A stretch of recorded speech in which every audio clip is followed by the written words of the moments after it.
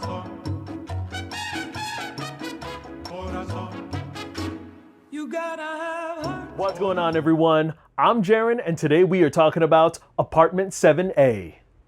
In this story, we are following a struggling young dancer who is drawn in by dark forces when a peculiar, well-connected older couple promise her a shot at fame. This is coming from the producers of A Quiet Place, so John Krasinski and Michael Bay's team, Platinum Dunes. And also, this is the sophomore feature-length picture of writer-director Natalie Erica James, who has done Relic, and that came out in 2020, and that one was a quiet gem of a horror movie, of which I really enjoyed. Now, had I had the experience in watching this movie blind with no knowledge and no exposure as to what was being advertised, I think I would have enjoyed this movie a hell of a lot more.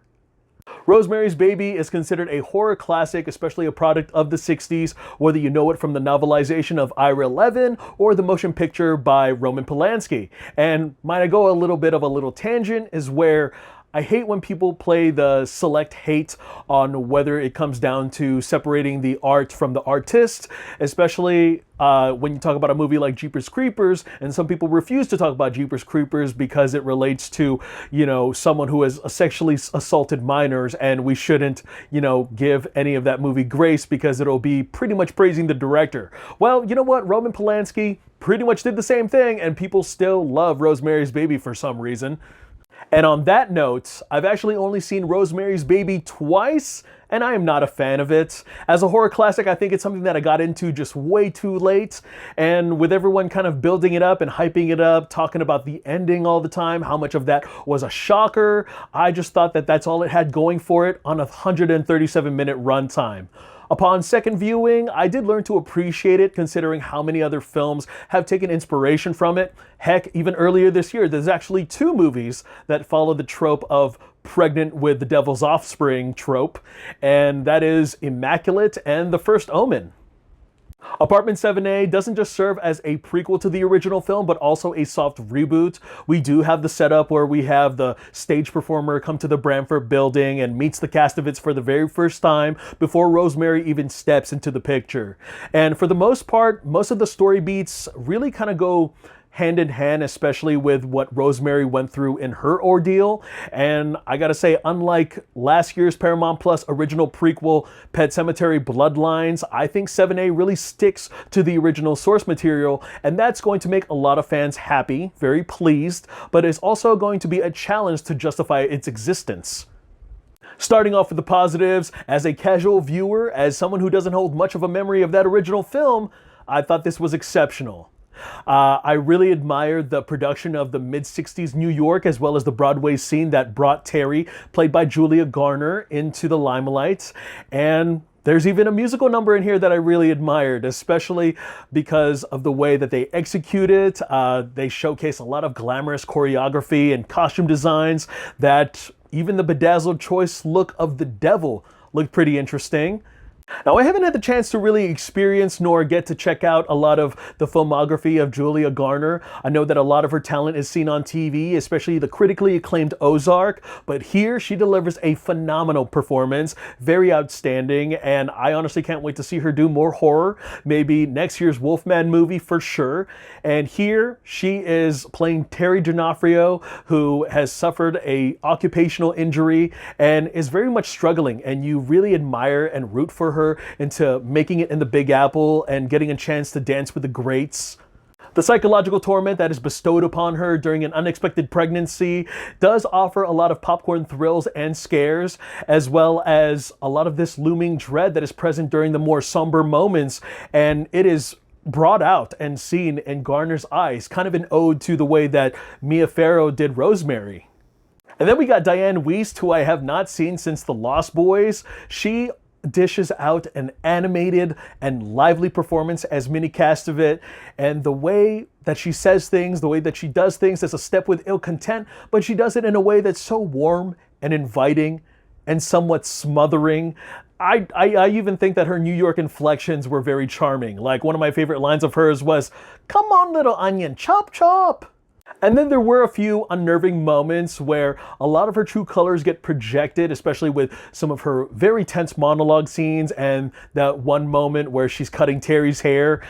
I swear, if this was going to be a remake, I think that Diane Wiest would have given the reenactments of Minnie a run for the studio's money. Getting into my more mixed to negative opinions, now, opposed to the more gradual suspense and dread that is built up and served in the Polanski feature, we are treated here with the Modern Factory Hollywood scares. Now, I know for a fact that Rosemary's Babies fans will hate it, but the reason why it didn't really bother me was because the more times I got glimpses and shots of the devil lurking in the background, it was enough to send chills down my spine. And it was just junk food genre tricks that really kept my attention. And sometimes it came off cheap, but it really worked for me. Next, I had no idea that Jim Sturgis was in this movie. Now, I know that I might have not seen enough of his filmography, but his boyish, charming good looks that I'm used to seeing in his other films, such as Across the Universe, 21, or even Cloud Atlas, makes him feel very miscasted here. I mean, when he first meets Terry in the very first moment that he appears on screen, he might as well have been wearing a big sign in big letters reading off, "I'm a Satanist." Maybe it was the way his character was written, maybe it was the way that Sturgis delivered some of his lines, but I gotta say, there was a lot of obvious red flags. I mean, it was his behavior, the cryptic things he would say, and his inflections towards those things that he would say, that for the first 30 minutes, I was very dumbfounded at why Terry was still tolerating and still coming back to this creepy ass, rude ass motherfucker. Also, when Terry finds their scripture, the cult satanic Bible, not only does she look at this book multiple times, but almost every page that she turns to pretty much reveals what the necklace means, what her pregnancy means, what is going to happen to her after this ordeal. I'm just surprised that she didn't get the hell out of Dodge any sooner, because she continues to go back to the freaking building up until they corner her.